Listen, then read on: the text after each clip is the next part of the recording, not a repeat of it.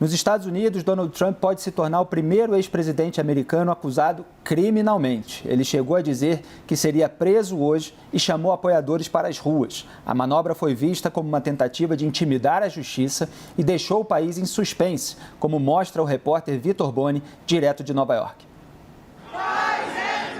Manifestantes contrários e a favor do ex-presidente Donald Trump se encontraram hoje na frente da Corte Criminal de Manhattan, na cidade de Nova York.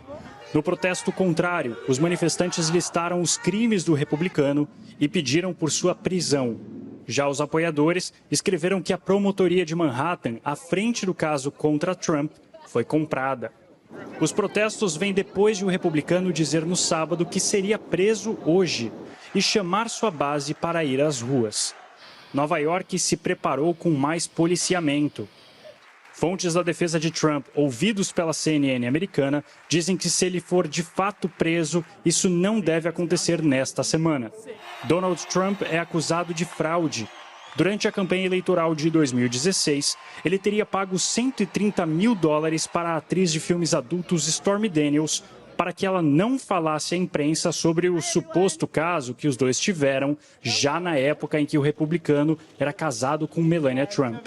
O pagamento teria sido feito por intermédio do advogado de Trump na época. Esse pagamento por si só não é ilegal, mas sim a forma como ele foi declarado, pagamentos jurídicos. No estado de Nova York, essa falsificação é considerada crime. O ex-presidente nega o caso com a atriz e diz que a acusação é uma caça às bruxas. Ele falou também que a promotoria de Manhattan, que o acusa, foi comprada. O promotor, por sua vez, disse que não vai se intimidar com os ataques. De Nova York, Victor Bonini. Muito bem, Trump aí anunciando que vai ser preso. A gente viu outro dia Jair Bolsonaro dizendo que se ele voltasse ao Brasil e fosse preso, seria uma arbitrariedade. O Trump parece já fazer um discurso preventivo, agora o processo dele parece ter caminhado. Sobre uma compra de silêncio de uma atriz pornô com quem ele se envolveu. Ele não quis que isso fosse divulgado às vésperas da eleição, pelo menos de acordo com aquilo que saiu na imprensa a respeito da investigação. Esse pagamento não seria ilegal, só que o dinheiro foi justificado ali como pagamento de honorários advocatícios por um dos advogados do Trump, o Michael Cohen, e aí você tem um possível crime de falsificação de relação comercial, outras questões envolvendo omitir isso do eleitorado, estão sendo avaliadas. Ele pode ser indiciado e ir para tribunal de júri popular, que teria de ser convencido daquelas alegações. Como é que você avalia essa situação do Trump? Complexa.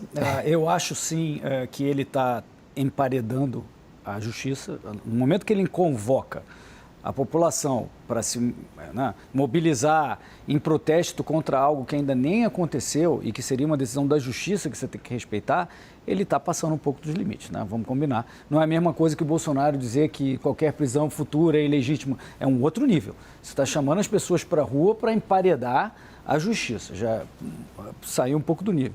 Agora, é isso mesmo. Nos Estados Unidos, e aqui deveria ser assim, se algo é considerado crime, você vai pagar por isso. Como você disse, se ele supostamente pagou pelo silêncio de alguém, lá não é crime isso, né? Você fez um acordo de confidencialidade remunerado, normal. O problema é como foi, a título de que isso foi dispendido e tinha questão eleitoral, aquilo foi na véspera da campanha, saiu então, como se fosse aqui o TSE olhando dinheiro da campanha, está saindo a título de que esse tipo de coisa se torna crime e, sem dúvida, ele pode responder por isso. Joel, o que te chama a atenção nesse episódio? Chama atenção que parece até pequeno, né? Comparado ao Trump, há acusações sérias que ele incitou uma invasão, inclusive a invasão que foi precursora da nossa, 8 de janeiro, o 6 de janeiro de 2021 deles, né? Que invadiram o Capitólio, aquele horror todo, morreram pessoas, inclusive, na invasão, e o Trump estava por trás daquilo, uma verdadeira tentativa de insurreição nos Estados Unidos, assim, um negócio monstruoso. Perto disso, até parece pequeno, né, o crime, mas o procurador americano é assim mesmo, vai atrás desses crimes, inclusive fiscais, inclusive ligados à Receita, inclusive ligados à questão jurídica e vão, muitas vezes, até o fim, que seja feita justiça.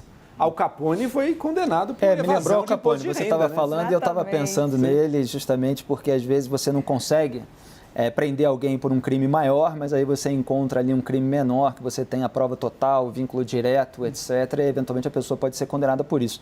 Raquel, o Trump, pelas alegações ali, tentou comprar o silêncio de uma atriz pornô com quem ele se envolveu.